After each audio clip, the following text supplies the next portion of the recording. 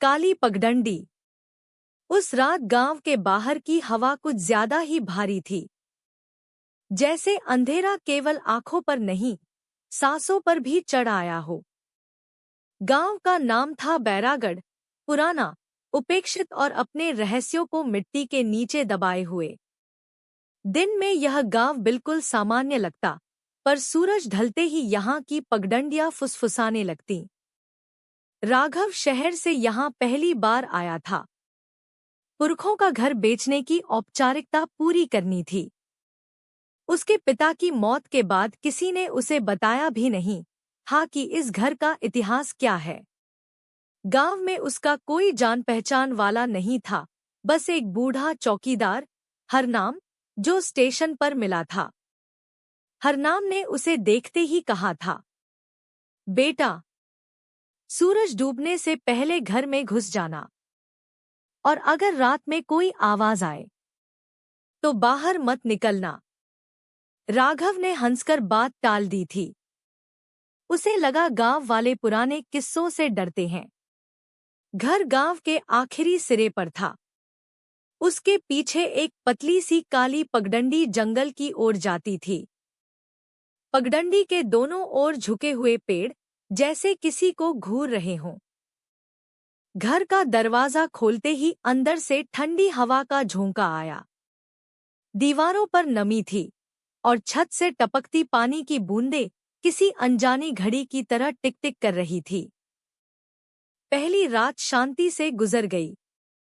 लगभग आधी रात के बाद राघव की नींद टूटी। उसे लगा जैसे कोई घर के पीछे चल रहा हो, पगडंडी पर। चर्र चर्र पैरों की आवाज। उसने खिड़की से झांका। बाहर धुंध थी, लेकिन पगडंडी पर एक परछाई हिलती हुई दिखी, बहुत धीरे, बहुत अस्वाभाविक। कोई है, उसने आवाज दी। परछाई वहीं रुक गई। अचानक एक तेज ठंडी हवा चली और खिड़की अपने आप बंद हो गई। राघव का दिल जोर से धड़कने लगा। उसने खुद को समझाया, शायद जानवर होगा। अगली सुबह गांव में उसने कुछ लोगों से बात करने की कोशिश की, पर जैसे ही उसने पगडंडी का जिक्र किया, सबके चेहरे बदल गए। एक बूढ़ी औरत ने फुसफुसाकर कहा, रात में उस रास्ते का नाम मत लिया करो। हरनाम ने बाद में उसे अलग ले जाकर बताया, सालों पहले उस पगडंडी पर हर अमावस को एक औरत दिखती थी। जो भी उसके पीछे गया, फिर लौटकर नहीं आया। राघव हंसा नहीं। पिछली रात की परछाई अब उसके दिमाग में घूम रही थी। तीसरी रात आवाजें फिर आईं। इस बार पास से, जैसे कोई घर की दीवारों को खुरच रहा हो। खर्र खर्र। राघव के मोबाइल की बैटरी अचानक खत्म हो गई। बिजली वैसे भी गांव में रात को नहीं रहती थी। दरवाजे के बाहर किसी के रोने की आवाज आई। दरवाजा खोल दो। आवाज औरत की थी, थकी हुई, दर्द से भरी। राघव के हाथ कांपने लगे। उसे हरनाम की बात याद आई। उसने दरवाजा नहीं खोला। राघव, आवाज ने उसका नाम लिया। उसकी सांस रुक गई। उसने किसी को अपना नाम नहीं बताया था। रोने की आवाज अचानक हंसी में बदल गई, भयानक, टूटी हुई हंसी। सुबह जब वह बाहर निकला, दरवाजे पर कीचड़ में पैर के निशान थे, पर उल्टे, एड़ियां आगे की ओर। अब उसे यकीन हो गया था, कुछ बहुत गलत है। उसने गांव के पुराने मंदिर में जाकर पुजारी से बात की। पुजारी ने एक फटी हुई रजिस्टर निकाली।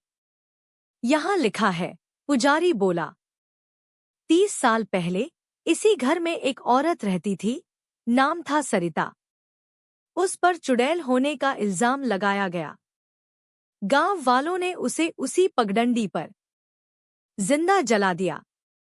राघव के कानों में सन्नाटा छा गया। और उस दिन पुजारी ने जोड़ा, उस औरत ने बद्दुआ दी थी, जो भी इस घर का मालिक बनेगा उसे वह अपने साथ ले जाएगी। राघव समझ गया, वह सिर्फ घर बेचने नहीं आया था, वह बुलाया गया था। उस रात अमावस थी। पगडंडी से फिर आवाजें आईं, इस बार बहुत पास।